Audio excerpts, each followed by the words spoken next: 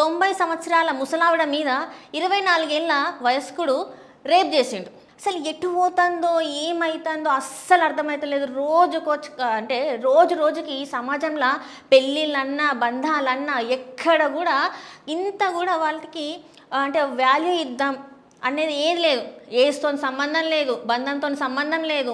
And ఇప్పుడు ఇట్లనే చూసుకున్నట్టయితే ఒక 13 ఏళ్ళ అంగవైకల్యంతో ఉన్న ఒక ఆడపిల్లని కొత్త బట్టలు కొనిస్తా అని చెప్పేసి 24 ఏళ్ళ యువకుడు ఆమెని రేప్ చేసిండు.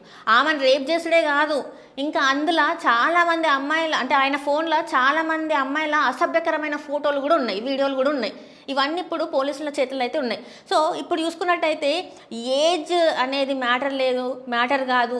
అంటే వీళ్ళు చదువుకున్న వ్యవస్థ అంటే చదివే అట్లున్నదా, లేకపోతే చుట్టూ ఉన్న జనాలే అట్లున్నారా, అసలు ఏం జరుగుతుంది అనేది ఎక్కడ కూడా ఏ కోసన్నా కూడా అర్థమయ్యే పరిస్థితులు అయితే మనం లేము. మన పక్కన ఉన్నోళ్ళు కూడా ఇప్పుడు నమ్మే పరిస్థితులు అయితే లేవనే నేను చెప్పుకొస్తాను.